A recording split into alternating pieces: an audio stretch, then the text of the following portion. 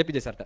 நீங்க ராக்கெட்ஸ்க்கு வந்து அவ்வளவு கண்டுபிடிச்சீங்க, இந்த லான்ச் பண்ணீங்க, RS-1 சேட்டலைட் லான்ச் பண்ணீங்க, இதெல்லாம் தான் உங்களுடைய சிறப்பான கண்டுபிடிப்பான். ஏபிஜே சார் சொன்னார், இல்ல நான் என்னுடைய வீட்டு பக்கத்துல இருக்கும்போது என்னுடைய ஃப்ரெண்டு வந்து சொன்னாங்க, பக்கத்துல ஒரு ஆசிரமம் இருக்கு, அங்க நடக்க முடியாத குழந்தைங்க இருக்காங்க, இந்த குழந்தைகளுக்கு வந்து கட்டக்கால் பொருத்திருப்பாங்கல்ல, இந்த கட்டக்கால் ஒவ்வொன்றும் 30 கிலோ இருக்கும், 30 கிலோ இருக்கும். இந்த 30 கிலோவை வந்து அந்த குழந்தைங்க தூக்க முடியாம தூக்கிட்டு போறாங்க, 30 கிலோவை தூக்க முடியாம தூக்குறாங்க. உனக்கு முடிஞ்சா ஏதாவது ஒன்று செய்ய முடியுமான்னு என்கிட்ட கேட்டாங்க. எங்களுடைய ராக்கெட் சயின்ஸ்ல ஒரு மெட்டீரியல் பண்ணுவோம், ராக்கெட் மெட்டல்னு அந்த மெட்டல் பேரு. அதாவது லைட் வெயிட்டாகவும் இருக்கணும், அதே சமயம் யூனிவர்ஸை தொலைச்சிட்டு மேலே போறதுக்கான அந்த டென்சிட்டியாகவும் இருக்கணும். அது பேர் ராக்கெட் மெட்டல்னு பேர். இந்த ராக்கெட்டுக்கு முன்னாடி இருக்கும், ரொம்ப லைட் வெயிட்டாக இருக்கணும், அப்பதான் மேலே போக முடியும்.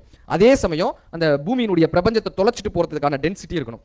அப்படியான மெட்டலை வச்சு அந்த குழந்தைகளுக்கு செயற்கை கால் பண்ணி கொடுத்தேன். 30 கிலோ செயற்கை காலை வெறும் 300 கிராம் செயற்கை காலாக கொண்டு வந்து மாற்றி கொடுத்தேன். அதுக்கப்புறம் அந்த குழந்தைகள் எளிமையாக நடக்கிறத நான் கண் முன்னாடி பார்த்தேன், அந்த குழந்தைகள் சைக்கிள் ஓட்டுவதை நான் கண் முன்னாடி பார்த்தேன். எனக்கு தெரிந்து நான் கண்டுபிடித்த கண்டுபிடிப்புகளையே அதைத்தான் நான் என்னுடைய தலை சிறந்த கண்டுபிடிப்பாக சொல்வேன். APJ sir.